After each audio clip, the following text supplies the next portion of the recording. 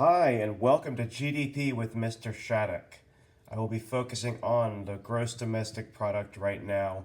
There is a PowerPoint in the Google Classroom, so if you don't want to hear my voice, you could just go through the Google Classroom and look at that PowerPoint. If you prefer to have me show you on the notes, I'm going to do that right here. So, this completely optional YouTube video. What is GDP? All right, why are we talking about this? Well, economic health, it's the number one thing we need to know. The total value of all final goods and services produced in a country in a year. Okay, that means not intermediate. So not like flour that's gonna go into making bread. If it just is made at the factory and goes straight into the bread, that's not a final product. Okay, a final product is the bread, not the ingredients that go into it. Okay, not the tires that go on a car that's a new car. Okay, now if those tires were sold in a tire shop, that would be a final good. But if they're just tires going onto a Ford truck, that's not a final good. You just count the Ford truck. In a country, all right, the things made in a country. Why do we care? Like, we want to know, like, what's getting made? How much are we making? Just think about coronavirus. Like, we are making so much less stuff right now than in a normal year. So our GDP way down in 2020 compared to last year. Now, there's two big ways to measure it, as the notes say, okay? Sum of all spending, so how much money gets spent, or the sum of all income, all right? That's just the two. You want to talk about how much gets spent in terms of an apartment, like the person renting it spends $1,000 to rent it, or do you want to call it as income, where the landlord is making $1,000 on rent? So the big GDP formula that you're going to need to memorize and know for the AP test, sig x minus m, okay? Sig x minus m. So C means consumption, all right? Hot dogs, hamburgers, apartments, cars, anything that's consumed by consumers. Okay, I consumed some cake for lunch that I bought at HEB. I is investment. That means money invested in companies by people or by the companies themselves. So when Google built a new factory, that is GDP, that is investment in themselves. G, government spending. Woo-wee, the US government just spent $2 trillion on coronavirus help. That is government spending of $2 trillion. So our GDP did go up for that. Yay, way to go, government. Then you also add in exports. So any Ford trucks we build here in America and we export out, that's money in our GDP. Now then you finally subtract imports. So if we import a Mercedes from Germany, that's going to be negative in our GDP. We import that $50,000 car, our GDP goes down $50,000. Once again, that's a formula you're going to want to memorize. If you need more practice, look at the PowerPoint, okay? It's pretty exhaustive on that topic. Now I want to look at this little thing about real versus nominal GDP, okay? It's a little bit of a niche thing here, but I just want to point out that real GDP is like really, how much money did we make this year? Okay, adjust it for inflation, just like rates of inflation. Real GDP would be like one car is $20,000 adjusted for inflation, okay? The nominal means that you're going to deflate it from inflation. Wait. To get the real, you deflate it. So nominal includes inflation. If a Ford truck last year was $15,000 and this year one Ford truck is $20,000, yeah, our GDP went up nominally. But did it really go up? Like we made one truck, now we're still making one truck. We just raised the price. Really? We didn't really make more stuff, okay? The way you get it is by putting the nominal GDP with the GDP deflator, which will be given to you. So in my example of that Ford truck, the deflator would have to be whatever gives you $5,000. So about a 25% deflator, okay, 125, would mean that real $15,000 truck that nominally we raised the price to $20,000, deflated is going to give you the real price of the same old price of $15,000.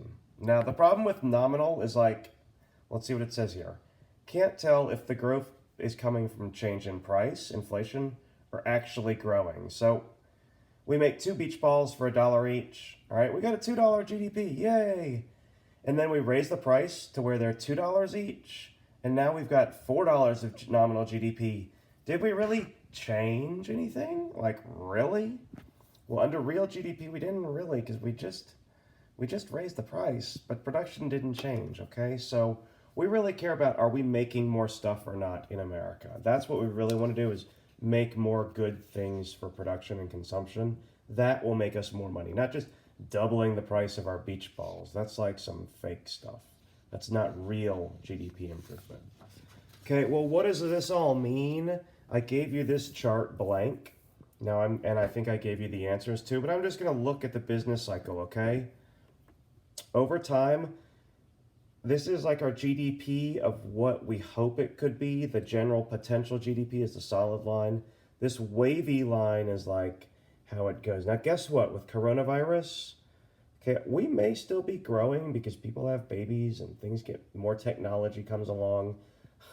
So America does grow its GDP. Where are we right now? We're definitely on one of these bottom parts, okay? We have fallen into a recession thanks to coronavirus, because I'm at home, you're at home, we're at A, we're in a recession. Now B is like smooth sailing, full employment. That's where we're doing good. That might have been where we were before coronavirus, but really, I think maybe we were more in a bubble. But let's just say that we were in full employment before coronavirus.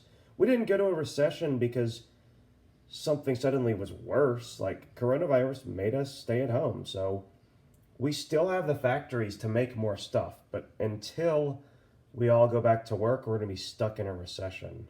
Now, a C is like a bubble, where it's too good to be true. You're producing too much stuff. World War II is the example in the notes. Also, could be the example of 2008 with all the mortgage-backed securities in the bubble before we crashed a little bit. We didn't have a crash, but we had a recession after that. So over time, the general trend is the line of the GDP, and the actual economy has this business cycle of boom and bust. You can relate it to the PPC, right? Letter A of this recession, like right now, coronavirus. In coronavirus, are we producing as much as we can? No, like, I'm literally sitting at home, not working as hard as normal.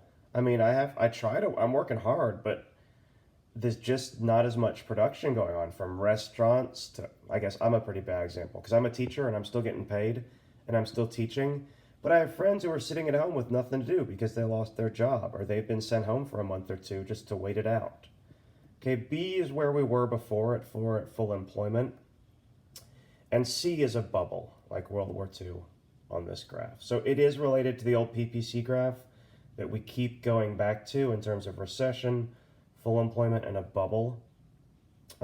If this line is going up, our economy is expanding. All right, if it's going down, then our economy is contracting.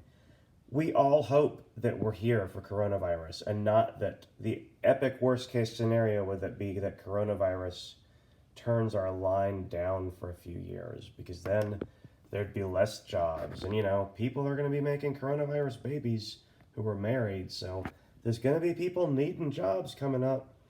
So I sure hope that this doesn't adjust because of coronavirus. That's why the government gave stimulus checks, because they want to keep us in line for a growth GDP when this all ends in a month or whenever it does end. Whew, there's your 3 pages of notes.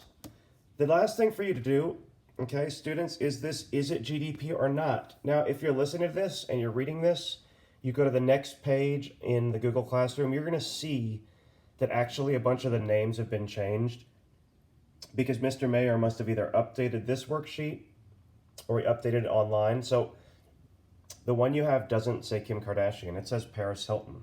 So that's a little bit fun. But what I've done is given you this. You need to know the definition of GDP. It's the total value of final goods and services produced in a country in a year. Now, number 1, go get your worksheet, print it up, do it. Don't look at all my answers, okay? Because that's not learning. That's not cheating, really, because I'm kind of giving it to you. But go ahead and work it out, and then go back and be like, yes, I got all 15. Let's just look at the first one, okay? For each one, you have to determine whether it's counted in GDP, yes or no. If it's counted, tell me whether it's consumption, investment, government spending, export, rent, wages, interest, and profit. Okay?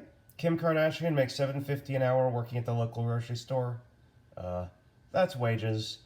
I put a Y because yes, it's counted. She is alive in America and working and making wages. Okay, that's not quite consumption because she's not consuming those wages. She'll go consume it later. But so under all these, the easiest category to put it in would be wages. All right, number two.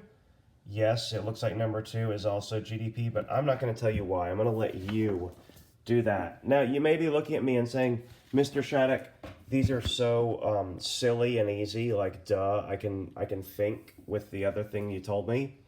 Let's look at the real FRQ from 2007, indicate whether these are GDP for 2006. And there's four things. It just says yes or no. Is it part of GDP? And well, I kind of showed you the answers, but I don't want to show you the answers anymore. So go and do it. Okay, and you'll see that on the AP exam, 2007 College Board, it asks for that thing. So you may think it sounds simple, but it's really just a question of memory and on the test remembering that. So that's what I've got for you on GDP. I hope it made sense. I hope I didn't talk too fast. This is lecture one of what I believe will be 3 lectures this week. And it's only 11 minutes, so go do that Kim Kardashian, Paris Hilton worksheet about to be or not to be counted. 2 FRQs, turn them in on the Google Classroom, and these answers, boom, boom, will be posted on the Google Classroom for you to check when you turn them in so you can see if you got it right. All right? Good job. See you later.